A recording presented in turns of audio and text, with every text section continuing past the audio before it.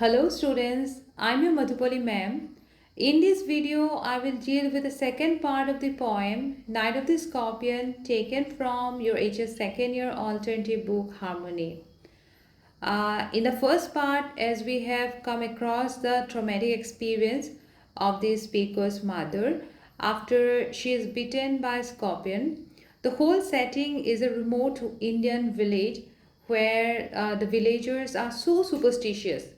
that they relate the spreading of poison in the human body to the very movement of the scorpion. Also, their recourse to prayer reflects their ingrained religious values. So, now, without delay, just let's complete the remaining portion. Okay. May the sum of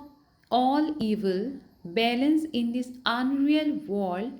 against the sum of good become demonized by your pain, they said. So ইয়াত এই ৱৰ্ডটো যিহেতু unreal world বুলি যিহেতু উল্লেখ কৰা হৈছে unreal world এইকাৰণে কৰা হৈছে কাৰণ যদি আমি ৰিয়েল ৱৰ্ল্ড বুলি কওঁ ৰিয়েল ৱৰ্ল্ড মানে হৈছে ভগৱানৰ যোনখন পৃথিৱী সেইখন হৈছে ৰিয়েল ৱৰ্ল্ড আৰু আনৰিয়েল ৱৰ্ল্ড এইকাৰণে কোৱা হৈছে যিহেতু আমি মানুহবোৰ মেটেৰিয়েলিষ্টিক আমি মানুহবোৰ চেল্ফিছ হয়নে নহয় ভগৱানৰ দৰেতো আমি চেল্ফলেছ নহয় চ' সেইকাৰণে আমাৰ এই পৃথিৱীখনক আনৰিয়েল ৱৰ্ল্ড বুলি কোৱা হৈছে চ' আমি দেখিছোঁ যে আগতো যেনেকৈ ভিলেজাৰ্ছবোৰে ভগৱানক ঈশ্বৰক প্ৰে কৰিছিলে আৰু প্ৰে কৰিছিলে যে যদি কিবা মিছফৰ্চুন আগতে যদি কিবা ভুল কৰিছিলা তাৰ সেই বস্তুটো এটলিষ্ট তোমাৰ আজি এই পেইন এণ্ড ছাফাৰিংটো ডিমেনাইজ কৰি দিয়ে চ' ঠিক সেইধৰণে এতিয়া কৈছে যে যদি এই আনৰিয়েল ৱৰ্ল্ডত if you have committed some sort of sin যদি কিবা ভুল কাম কৰিছিলা আৰু যিবোৰ ভাল কাম কৰিছিলা এটলিষ্ট সেই দুটা বস্তু যদি তোমাৰ লাইফত এই আনৰিয়েল ৱৰ্ল্ডত বেলেঞ্চ হৈ যায় বুলি কৈছে that is the sin that you have committed or the good things you have done in this very unreal world should be balanced যাতে বেলেঞ্চড হৈ যায় বুলি কৈছে and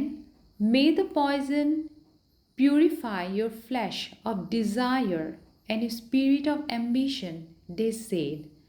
and they also added that particularly this very poison of the scorpion just purify your desire and your very soul আৰু তেওঁলোকে ঈশ্বৰক প্ৰাৰ্থনা কৰি এই কথাষাৰো কৈছে যে যদি এই তোমাৰ কিবা যদি ডিজায়াৰ আছে বা তোমাৰ যি আত্মাক এটলিষ্ট এই পয়জনটোৱে কি কৰে যাতে পবিত্ৰ কৰি দিয়ে বুলি কৈছে and they sat around the floor with my mother in the center the piece of understanding on each face so here we can see that all the villagers were sitting around the mother as the mother was sitting or she was not sitting but she was lying at the very center and all the villagers were sitting around her and they could understand the very pain and suffering that the woman was in a way undergoing so যিহেতু আমি দেখিছোঁ যে মাকগৰাকী পইণ্টৰ মাকগৰাকী যিহেতু তেওঁক চেণ্টাৰত lie down কৰি থোৱা আছে তেওঁ তাত চেণ্টাৰত আছে আৰু চাৰিওপিনে সেই ভিলেজাৰ্ছবোৰে বহি আছে আৰু তেওঁলোকে বুজি পাইছে তেওঁলোকে সেই পেইন এণ্ড ছাফাৰিংটো এটলিষ্ট তেওঁলোকে ফিল কৰিব পাৰিছে যে মাকে ইমান কষ্ট পাইছে সেই গোটেইখিনি বস্তু তেওঁলোকৰ মুখত সেই বস্তু ৰিফ্লেক্ট হৈছে ইন ইচ ফেজ বুলি কৈছে more candles more lanterns more neighbors more insects and the endless rain so when the other villagers also came to know about how a scorpion bite the very poet's mother so they also came there and they brought more candles more lanterns and it was continuously raining so এতিয়া যিহেতু আমি দেখিছোঁ যে already বহুতখিনি villagers তাত উপস্থিতি আছে তাত আছে আৰু তেওঁলোকে যি পাৰে তেওঁলোকৰ চাইডে ট্ৰাই কৰিছে in order to cure the mother yes no so' এতিয়া আমি দেখিছোঁ যে ইবোৰ ভিলেজাৰ্ছো যেতিয়া গম পালে আৰু ভিলেজাৰ্ছে যেতিয়া খবৰটো পালে তেতিয়া তেওঁলোকো আহিলে আৰু তেওঁলোক অহাৰ লগে লগে যিহেতু আমি গম পাইছোঁ it was night time village area হয় আৰু কণ্টিনিউৱাছলি বৰষুণ দি আছিলে চ' তেওঁলোকে কি কৰিছে, তেওঁলোকৰ হাতত এতিয়া চবৰে প্ৰত্যেকৰ হাতত কেণ্ডেলছ আছে আৰু তেওঁলোকে লেম্প লৈ আছে।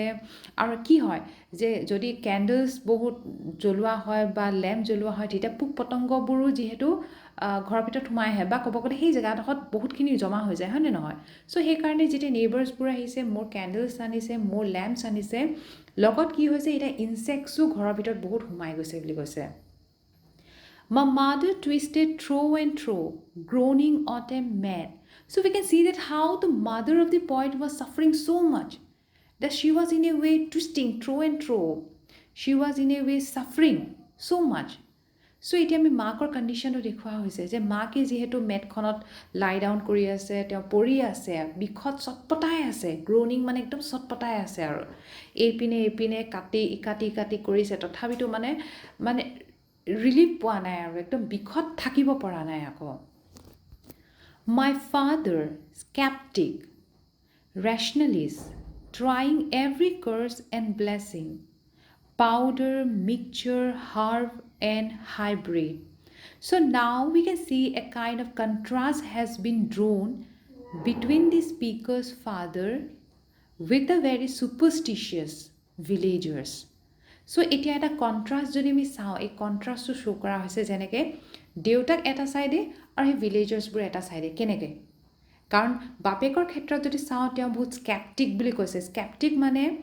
Date is he was very doubtful regarding the very procedure of the villagers. তেওঁ ক'ব গ'লে ছুপাৰষ্টিশ্যন এই বস্তুবোৰ লৈ বহুত ডাউটফুল হয়, ক'ব গ'লে তেওঁ ডাউট ৰাখে মনত। তেওঁ এনেকুৱা এজন ব্যক্তি। And he was also' rationalist. Rationalist means a person who thinks logically, যোনে লজিকেলি ভাবে। So' he was also' trying best in order to cure his wife. So' এতিয়া আমি যে চাওঁ বাপেকে যিহেতু এজন লজিকেল পাৰ্চন হয়, তেওঁ সেই ছুপাৰষ্টিশ্যন বস্তুবোৰ লৈ তেওঁ যিহেতু ডাউটফুল আছিলে, চ' তেওঁ নিজৰ ছাইড দিও যিমান পাৰে ট্ৰাই কৰিছে মানে নিজৰ ৱাইফক এটলিষ্ট ভাল কৰিবৰ কাৰণে। চ' দেয়াৰফৰ হি ইউজেছ পাউডাৰ, তেওঁ পাউডাৰ ইউজ কৰিছে, কিছুমান মিক্সচাৰ ইউজ কৰিছে, হাৰ্ব এণ্ড হাইব্ৰিড বুলি কৈছে যে কিছুমান বনৌষধ, হয়নে নহয়? চ' কিছুমান জেৰি বুটি বুলি ক'ব পাৰোঁ। চ' সেনেকুৱা কিছুমান বস্তু ইউজ কৰিছে এটলিষ্ট তেওঁ নিজৰ ৱাইফক যাতে কিয়'ৰ কৰিব পাৰে। চ' হাইব্ৰিড এইকাৰণে কোৱা হৈছে বিকজ এপাৰ্ট ফ্ৰম মেডিচিন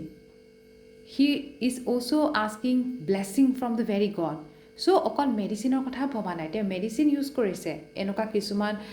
বনৌষধি তেওঁ ইউজ কৰিছে, যিমান পাৰে পাউডাৰে হওক কিছুমান হাৰ্ব ইউজ কৰিছে, সেইধৰণে মিক্স কৰি মেলি, কিন্তু তাৰ লগত তেওঁ ঈশ্বৰৰ ওচৰত তেওঁ প্ৰাৰ্থনাও কৰিছে, সেইকাৰণে হাইব্ৰিড বুলি কৈছে, ব্লেছিংছ আৰু দেই। He even poured a little paraffin upon the beaten toe and put a match to it. So' paraffin মানে হৈছে এটা ক্লিয়াৰ লিকুইড টাইপ হয়, যোনটো কোল আৰু পেট্ৰলৰ পৰা বনোৱা হয়। চ' এতিয়া আমি যিহেতু চাইছোঁ যে ফাদাৰেও যিহেতু হাজবেণ্ডেও কি কৰিছে নিজৰ ৱাইফক বচাবৰ কাৰণে বা এটলিষ্ট ৰিলিফ দিবৰ কাৰণে কি কৰিছে, তেওঁ নিজৰ ছাইড দি পূৰা চেষ্টা কৰিছে আৰু সেইকাৰণে তেওঁ কি কৰিলে, এতিয়া তেওঁ যোনটো টোত মানে ক'ব গ'লে স্কৰ্পিয়নটোৱে বাইট কৰিছিলে সেই জেগাটোতে, সেই ভৰি আঙুলিটোত তেওঁ অকণমান যিহেতু পেৰাফিন ঢালি দিলে বুলি কৈছে, আৰু তাত কি কৰিলে, তাত তেওঁ মেচ ষ্টিক দি সেই জেগাডোখৰ জ্বলাই দিলে বুলি কৈছে। I watched the flame feeding on my mother. চ' তেওঁ এতিয়া কৈছে যে কবিয়ে যিহেতু মোৰ মাৰ ভৰিত যিহেতু সেই জুইকুৰা জ্বলিছে বা সেই মেচষ্টিকটো কেনেকৈ জ্বলাই দিছিলে সেই বস্তুটো যিহেতু মই চাই আছোঁ। I watched the holy man perform his rites to tame the poison with an incantation. So he also watched how the holy man was also trying with all the incantation in order to cure his mother. So কেনেকৈ সেই holy man-জন, যেনেকৈ আমি পণ্ডিত বুলি ক'ব পাৰোঁ, হয়নে নহয়? চ' সেইজনে কি কৰিছে, তেওঁ কিছুমান ৰাইটছ পাৰফৰ্ম কৰিছে আৰু কেনেকৈ তেওঁ কিছুমান মন্ত্ৰ মাতি, ইনকেণ্টেশ্যন মানে মন্ত্ৰ বুলি ক'ব পাৰোঁ। চ' কিছুমান মন্ত্ৰৰ সহায়তো কি কৰিছে, এটলিষ্ট ট্ৰাই কৰিছে যে পয়জনটো যাতে মাদাৰৰ বডিৰ পৰা কমপ্লিটলি যাতে নাইকিয়া হৈ যাওক আৰু। After 20 hours, it lost its sting. So finally we can see that after 20 hours, the poison or the pain finally decreased. আৰু এতিয়া 20 hours পিছত ফাইনেলি মাকে এটলিষ্ট ৰিলিফ পালে বুলি কৈছে পেইনটো এতিয়া নাইকিয়া হৈ গ'ল বুলি কৈছে My mother only said, Thank God, the scorpion picked on me and spared my children. So at the very last we can see the mother, she only said that thank you God because the scorpion had chosen me rather than my children. So মাকে এতিয়া যিহেতু তেওঁৰ যেতিয়া ভাল হৈ গ'লগে যেতিয়া সেই পেইনটো যেতিয়া নাইকিয়া হৈ গ'লগে মাকে এতিয়া ভগৱানৰ ওচৰত ধন্যবাদ জনাইছে যে সেই স্কৰ্পিয়নটোৱে যাতে যিহেতু তেওঁক চুজ কৰিলে আৰু তেওঁ সন্তানক যিহেতু স্পেয়াৰ কৰিলে যে সন্তানক যিহেতু বাইট নকৰিলে আৰু সেই বস্তুটি দিয়ে তেওঁ সন্তুষ্ট যিহেতু লাভ কৰিছে So, in the very last stanza of the poem, the theme of motherhood is very beautifully reflected. As a speaker's mother, she represents her selfless sacrifice, where she voices her belief that the scorpion spared her children, despite undergoing the grueling pain. So, ইয়াত আমি দেখিছোঁ যে মাকে অকল চিন্তা নিজৰ সন্তানৰ কথাই ভাবি আছিলে যে তেওঁৰ সন্তানক যিহেতু একো নহ'ল সেইটোৰ কাৰণে তেওঁ ভগৱানক বা ঈশ্বৰক তেওঁ ধন্যবাদ জনাইছে So written in a simple language this poem brings forth the traditional way of dealing with a misfortune on the part of the simple village population of India and it can be read as a celebration of solidarity where misfortune brings people together So ইয়াত কেনেকৈ মানুহবোৰ একগোট হৈ পিনে ইজনে সিজনক সহায় কৰে সেই বস্তুটো ইয়াত এই পয়েমটো যদি আমি চাওঁ it reflect কৰা হৈছে So I hope everyone had understood the very poem such a simple poem such a beautiful poem written by Nissim Ezekiel yes or no So thank you students for your cooperation